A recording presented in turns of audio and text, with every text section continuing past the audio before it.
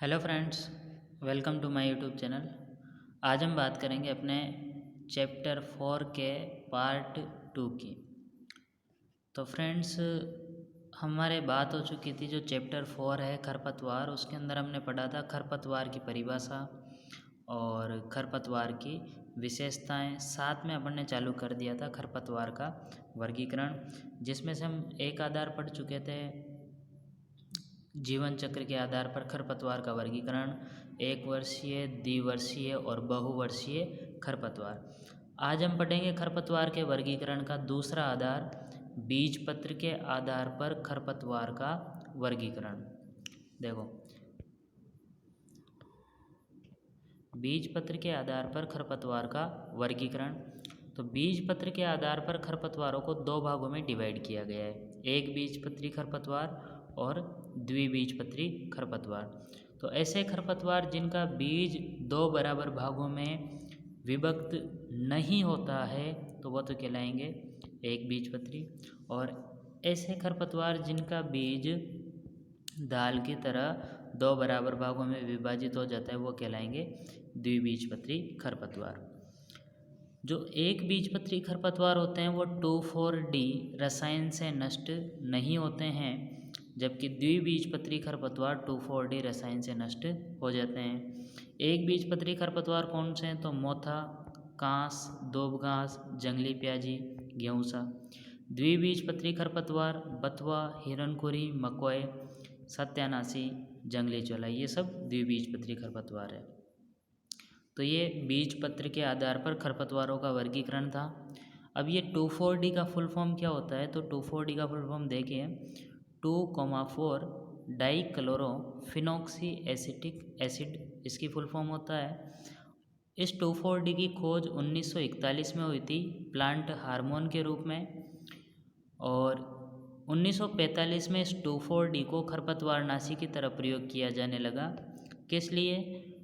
चौड़ी पत्ती वाले खरपतवारों को नष्ट करने के लिए, जिन्हें हम कहते हैं ब्रॉड लीफ वीड्स।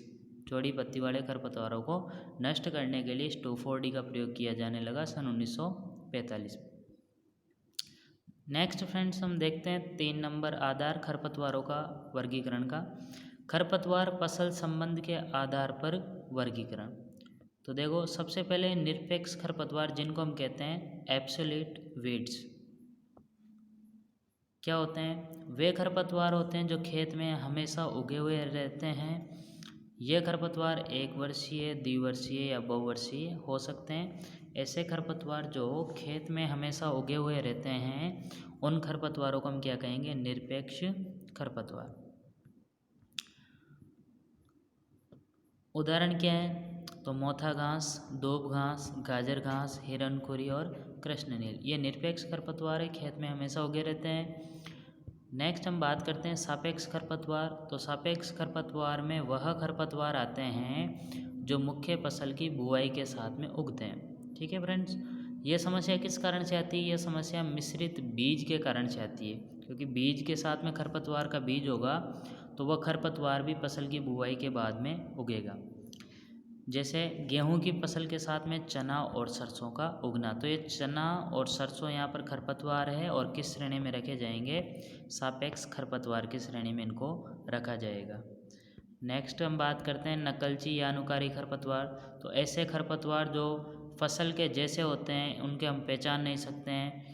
यह खरपतवार आकारी की मतलब आकार में फसल के पौधों से इतनी समानता रखते हैं, मतलब इतने समान होते हैं कि इन्हें अलग से पहचानना मुश्किल होता है।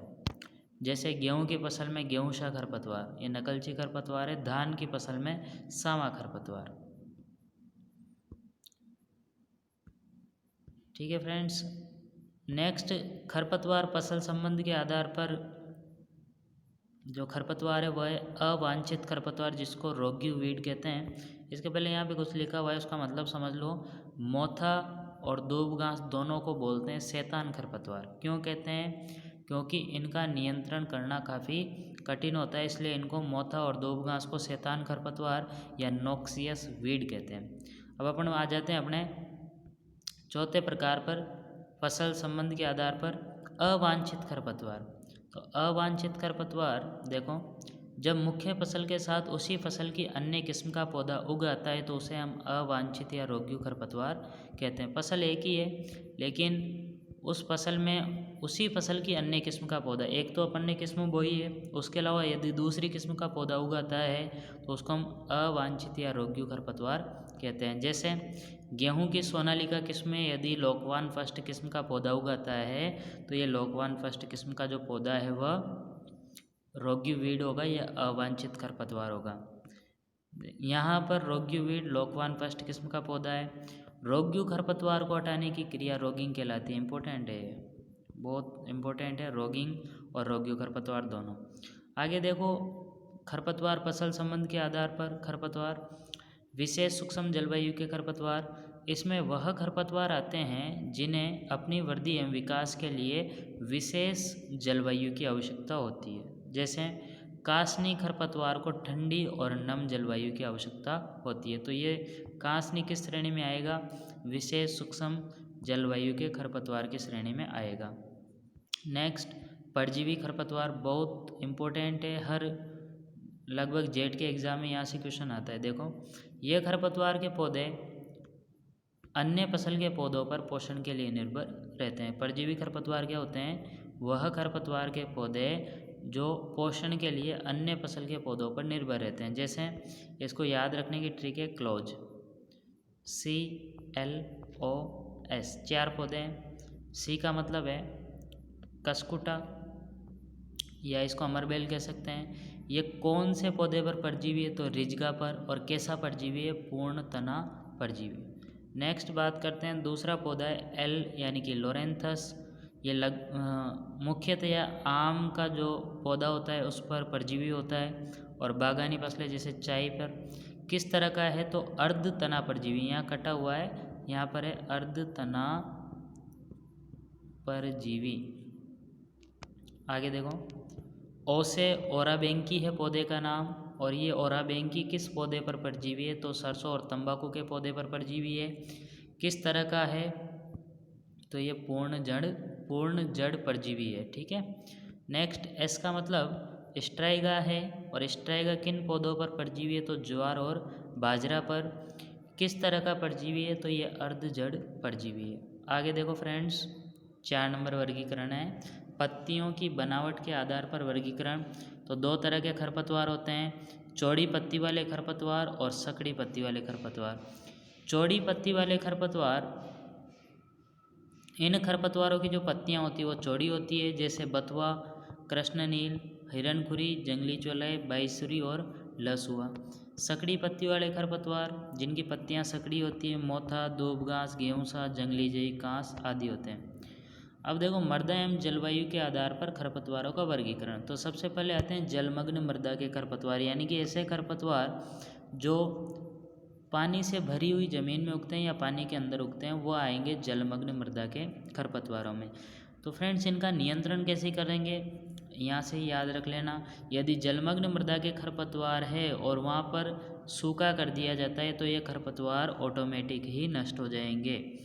इस श्रेणी में वह खरपतवार आते हैं जो जल में डूबे हुए रहते हैं। ये खरपतवार नदियों, तालाबों, नहरों व निचले खेतों में जहाँ हमेशा पानी भरा हुआ रहता है वहाँ पर पाए जाते हैं। फ्रेंड्स, इसमें उदाहरण क्या क्या हैं? तो जलकुंभी, वेलिसिनेरिया, हाइड्रिला और जंगली धान इसके उदाहरण हैं। नेक्स्ट आते हैं अपने शुष्क क्षेत्र के खरपतवार, या ऐसे खरपतवार जो रेगिस्तान में उगते हैं।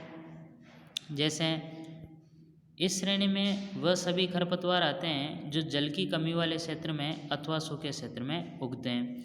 तो इनको हम कैसे नियंत्रित करेंगे? तो यदि शुष्क क्षेत्र के खरपतवार है तो उनके अंदर पानी भर दिया जाए। जैसे रेगिस्तान के खरपतवार है और वहाँ पर हम पानी भर देते हैं तो ये खरपतवार नष्ट हो जाएंगे। तो इन खरपतवारों की जड़ें गहरी होती है। विशेषता क्या है? जो रेगिस्तान में खरपतवार मिलते हैं उनकी विशेषता, खरपतवारों की जड़ें गहरी होगी, पत्तियां मोटी होगी, पत्तियों पर मोम का आवरण होगा, अथवा जो पत्तियां हैं वो किस में रूपांतरित हो जाएगी? कांटों में रूपांतरित हो जाएगी। तो इसमें आ जाएगा आपके नागफनी, जड़बेरी, बाईसुरी और जवासा। यदि इन खरपतवारों को नष्ट करना हो शुष्क क्षेत्र वालों को, तो यहाँ पर पानी भर दो, ये खरपतवार ऑटोमेटिक नष्ट हो जाएंगे। नेक्स्ट अपने कृषि क्षेत्र के खरपतवार, तो वो सभी खरपतवार जो नॉर्मल हम पढ़ रहे हैं ना, वो सब कृषि क्षेत्र के खरपतवार, जैसे मोता, दूबघास, बथुआ, प्याजी, कृष्ण नील, हिरणखुरी, जंगली धान, जंगली चौलाई, सांवा, गेहूँसा, ये सब खरपतवार फसलों के साथ में आते हैं, उगते हैं, तो ये कृषि क्षेत्र के खरपतवार है। अकृषित क्षेत्र के खरपतवार, ऐसे खरपतवार जो सड़क, रेल मार्ग, गोदाम, औद्योगिक क्षेत्र, खाली जमीन पर उगने वाले खरपतवार इस श्रेणी में आते हैं, जैसे लेंटाना, कैमरा, गाजर घास और कांस, ये आकर्षित क्षेत्र के खरपतवार हैं। नेक्स्ट है अपने 6 नंबर, प्रजनन विधियों के आधार पर वर्गीकरण खरपतवारों का। तो पहले यहाँ पर है बीज से उत्पन्न होने वाले खरपतवार कौन से। इन खरपतवारों का प्रजनन बीजों के द्वारा होता है, यानी कि इनमें लैंगिक जनन होता है। जो बीज से उत्पन्न होते हैं उनके अंदर कौन सा जनन होता है, लैंगिक जनन। इसके उदाहरण क्या क्या हैं, इसके उदाहरण है प्याजी, जंगली प्याजी, कृष्ण नील, सत्यानाशी, गेहूँसा, जंगली जई और लसुआ। यहाँ पे केवल जंगली प्याजी है, ये उदाहरण नहीं है इसका। जंगली प्याजी, कृष्ण नील, सत्यानाशी, गेहूँसा, जंगली जई, लसुआ, ये सब जो खरपतवार है वो बीज से उत्पन्न होते हैं। नेक्स्ट है वानस्पतिक भाग से उत्पन्न होने वाले खरपतवार। तो इस श्रेणी के अंदर खरपतवार वानस्पतिक भाग यानी कि जड़, तना और पत्ती के द्वारा प्रजनन करते हैं। इन खरपतवारों को जो जनन है वह राइजोम, रनर्स, बल्ब, ट्यूबर या भूमिगत जड़ों से होता है, जो हमने कल पढ़ा था। इस श्रेणी में कौन से खरपतवार आते हैं, तो दूब घास, मोता, हिरणखुरी और अमरबेल इसमें आते हैं। लास्ट है यहाँ पर बीज और वानस्पतिक भाग से प्रजनन करने वाले खरपतवार। तो फ्रेंड्स, खरपतवारों का वर्गीकरण कंप्लीट होता है। इसका जो नेक्स्ट पार्ट होगा 3, उसके अंदर हम बात करेंगे खरपतवारों के द्वारा होने वाली हानियों की। तो फ्रेंड्स, नोट्स बनाते रहे साथ में, और यदि आपको नोट्स की PDF लेनी है तो PDF शाम तक अवेलेबल हो जाती है। हमारे टेलीग्राम चैनल से जुड़िए, और टेलीग्राम चैनल की जो लिंक है वो वीडियो के डिस्क्रिप्शन में दी हुई है। और वीडियो आपको अच्छा लग रहा है तो वीडियो पर लाइक, कमेंट, शेयर ज़रूर कीजिए और चैनल को सब्सक्राइब कीजिए।